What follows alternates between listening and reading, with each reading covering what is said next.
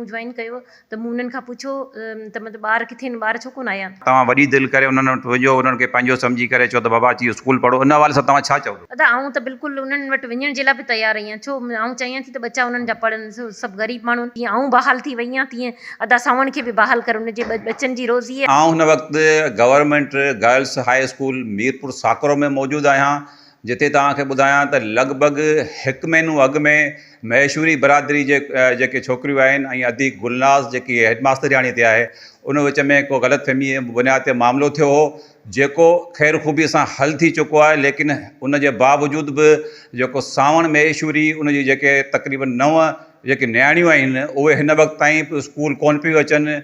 उन हवाले सां असां सां गॾु हिन स्कूल जी मास्टरियाणी गुलनाज़ जोखिम मौजूदु आहे। उनखां पुछूं था त कहिड़ो सबबु आहे जो हो न्याणियूं स्कूल अञा ताईं नथियूं अचनि ऐं वधीक उन्हनि जो उन हवाले सां छा चवणु आहे? अती छा चवंदियूं तव्हां इन हवाले सां? औज़ु बिल्लाहि मिनश शैतानिर रजीम, बिस्मिल्लाहिर रहमानिर रहीम। पहिरीं त इहो आऊं ॿुधाइण थी तव्हांखे चाहियां त असांजो जेको मसइलो पिछले महीने खां सोशल मीडिया ते गर्दिश करे रहियो आहे, उहो हाणे हल थी चुको आहे। जीअं त उहो हल थी चुको आहे, उनखां पुठियां उहे आयूं पई। पोइ जॾहिं मूं हुननि खे रामदास जेके पूरी हिननि जी कम्यूनिटी जा माण्हू आया हुआ, असांजो मसइलो जेको जिन सॉर्ट आउट कयो हुयो, उन्हनि जे साम्हूं इहे चीज़ मुंहिंजी ऑन द रिकॉर्ड बि आहे पयल, जेको मूं उन्हनि खे चयो हुयो त तव्हां पंहिंजा ॿार जीअं पहिरीं मोकिलींदा या उअं ई साॻी तरीक़े सां मोकिलियो। पोइ वरी ईंदा हुया ॿार, पर सैटरडे खां जॾहिं मूं जॉइन कयो त मूं उन्हनि खां पुछो त मतिलबु ॿार किथे आहिनि, ॿार छो कोन आया। त पोइ हुननि मूंखे चयो चऊं मतां सैटरडे आहे, इन जे करे न आया हुजनि। टीचरनि मूंखे ईअं चयो त सैटरडे शायदि इन जे करे कोन आया आहिनि। पोइ वरी मंडे वारे ॾींहुं बि मूं पुछियो त ॿार छो कोन पिया अचनि, त उहो मतिलबु मूंखे को हल इन चीज़ जो मतिलबु मूंखे कंहिं जवाबु कोन ॾिनो। चऊं ख़बर न आहे छो कोन पिया अचनि, पर हाणे उहे मुसलसिल कोन पिया अचनि, जंहिंजे करे जेको सोशल मीडिया ते काफ़ी माण्हू जेके आहिनि पंहिंजा मैसेज छॾीनि पिया त मतिलबु हिननि खे मना कयो वियो, त न असांजी तरफ़ सां पहिरीं हिननि खे मना कयो वियो, न हाणे असां उन्हनि खे मना करियूं था। ऐं तव्हांजे ज़रिए उन्हनि खे पैगाम ॾियणु थी चाहियां त बराए महिरबानी पंहिंजा ॿार जीअं पहिरीं मोकिलींदा हुया उअं ई वापसि मोकिलीनि। मुंहिंजे तरफ़ सां न पहिरीं को हिननि खे मतिलबु दॿाउ हो, न हाणे हूंदो। बच्चा असांजे लाइ सभु बराबरि हूंदा आहिनि, ऐं जेको बि को बि उस्ताद हुजे त पढ़ाइण जे दौरान असां कॾहिं बि ईअं कोन मतिलबु ऊंच नीच कोन कंदा आहियूं, न मूं कॾहिं पहिरीं कई, न इनशाला हाणे कंदीसि। तव्हां बराए महिरबानी पंहिंजे ॿारनि खे स्कूल मोकिलियो, ऐं ईअं त जीअं मतिलबु माहौल जेको ख़राबु न थिए, ऐं असांजो जेको साकरो आहे अमन पसंदि इलाइक़ो आहे असांजो, ऐं अमन पसंदि शहर आहे, हर कम्यूनिटी जा माण्हू रहनि था, असां वटि हर कम्यूनिटी जा ॿार पढ़नि था। जीअं त असांजी महेश्वरी बिरादरी जी जेके आहिनि 9 छोकिरियूं असां वटि, त उहे हाणे अचनि कोन पयूं। त बराए महिरबानी ऐं महेश्वरी जो जेको पंचायती आहे रामदास, उनखे रिक्वेस्ट थी करियां त पंहिंजे ॿारनि खे जीअं पहिरीं मोकिलींदा हुया, ऐं जीअं हुन मूंसां मतिलबु प्रॉमिस कयो हुयो त पंहिंजा ॿार मोकिलींदोसि, ऐं हुननि खे मतिलबु पंचायती पूरे सिंध जो पंचायती आहे, इन जे करे उन्हनि खे पहिरीं बि उन्हनि खे पाण सम्झाए करे इन्हनि खे मोकिलींदो, उनखां पुठियां आया बि हुया। ऐं पोइ हाणे छो कोन पिया अचनि, हींअर असां वटि मिड टर्म 15 तारीख़ खां स्टार्ट थियो, उन मुंहिंजे ॿार इंक्लूड कोन थिया आहिनि। त बराए महिरबानी तव्हां पंहिंजे ॿारनि खे मोकिलियो ताकी पंहिंजी तालीमी तरबियत मतिलबु कंटिन्यू करे सघनि। महिरबानी।